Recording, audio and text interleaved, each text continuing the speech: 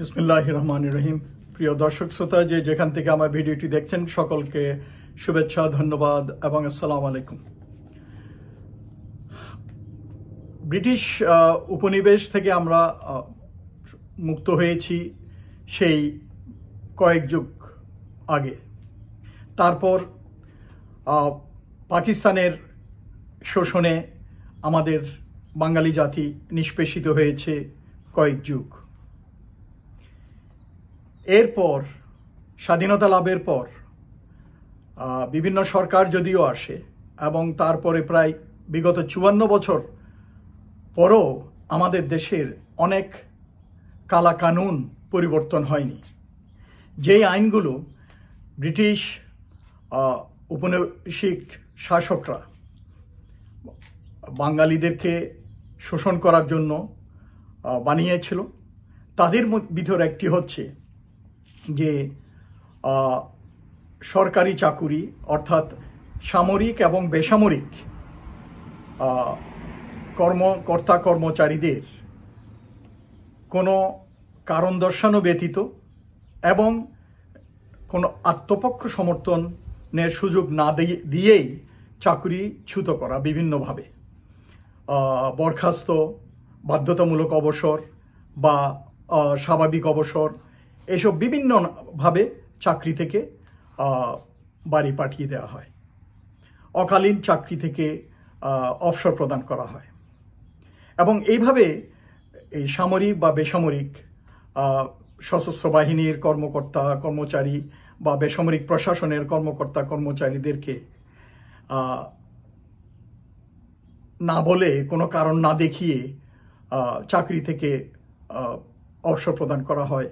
এটি একটি মানবিক উদ্বেগের বিষয় এবং আজ সেই 2025-এ দাঁড়িয়ে 24 জুলাইয়ের বৈষম্য বিরোধী একটা সফল বিপ্লবের পরে যদি বাংলাদেশের জনগণ সেই ঔপনিবেশিক আমলে রচিত কালাকানুন দ্বারা নিষ্পেষিত হয় এবং তাদের মানবাধিকার লঙ্ঘিত হয়, তাহলে এর জন্য সরকারের কি কোনো উদ্বেগের কারণ নেই? আমাদের স্বাধীনতা কি এই জন্য আমরা অর্জন করেছিলাম এত রক্তের বিনিময়ে?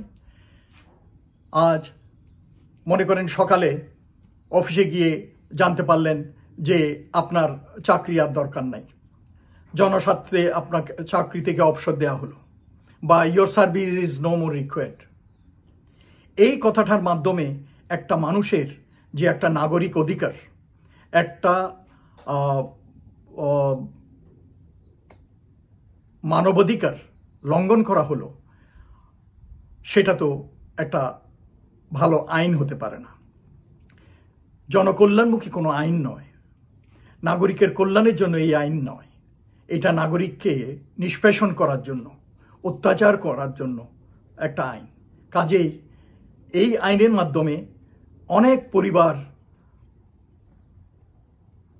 নিষ্পেষিত হয়েছে এবং জুলুমের শিকার হয়েছে। একজনের চাকরি যাওয়ার সাথে সাথে একটা পরিবারের অনেক আশা আকাঙ্ক্ষা জড়িত থাকে। কাজে আমি বলবো, বর্তমানে যদিও দাবি আদায়ের জন্য সঠিক পন্থা আছে, রাস্তাঘাটে নেমে বা অফিস আদালত রাস্তাঘাট বন্ধ করে দাবি আদায়ের এটা কোনো সঠিক পন্থা নয়।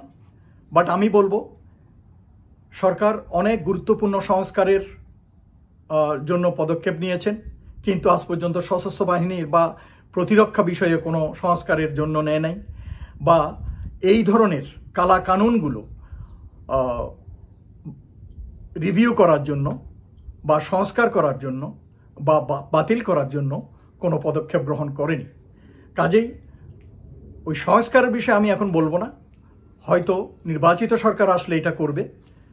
এখন বর্তমান সময়ে আমার একটাই দাবি, এবং আমি জানি আমার সাথে অনেকেই এই মানবিক দৃষ্টিকোণ থেকে এই বিষয়টির প্রতি দৃষ্টি দেওয়ার জন্য সরকারকে অনুরোধ করবে। সেটা হচ্ছে যে কোনো কারণ দর্শানো ছাড়া, আত্মপক্ষ সমর্থনের সুযোগ না দিয়ে কাউকে চাকরি থেকে অবসর প্রদান করা বা বরখাস্ত করা যে আইনটি আছে, মানবাধিকার লঙ্ঘিত যে আইনটি আছে, এই আইনটি বাতিল করতে হবে।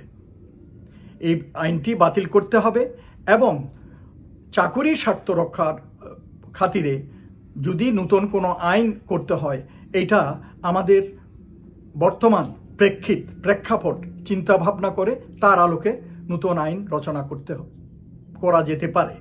কিন্তু যে আইনটি বললাম, এই আইনটি অবিলম্বে বাতিল করা উচিত এবং সরকার জনগণকে জানতে দেওয়া উচিত। সরকারি কর্মকর্তা, সশস্ত্র বাহিনীর কর্মকর্তা কর্মচারী, তাদেরকেও এই বিষয়টি জানানো উচিত এবং যথাযথ কর্তৃপক্ষের সাথে সংযোগ সাপেক্ষে, অর্থাৎ সশস্ত্র বাহিনী, বেসামরিক প্রশাসন, সরকার কনসার্ন অথরিটির মাধ্যমে এই জিনিসটাকে হ্যান্ডেল করতে পারেন এবং এই ব্যাপারে একটা কার্যকরী পদক্ষেপ নেওয়া উচিত বলে আমি মনে করি। এই জিনিসটা আসলে অনেকেই নাই, দুনিয়ার কোথাও নাই, কিন্তু উন্নত দেশগুলোতেও নাই। প্রত্যেককেই তাদের আত্মপক্ষ সমর্থনের সুযোগ পায় এবং আইনি সহযোগিতা এবং আইনি প্রক্রিয়ার মাধ্যমে যাওয়ার একটা ব্যবস্থা বা বন্দোবস্ত থাকে।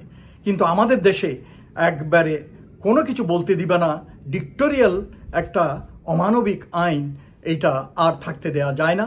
এইটা অবিলম্বে বাতিল করা উচিত এবং রাষ্ট্রের, প্রজাতন্ত্রের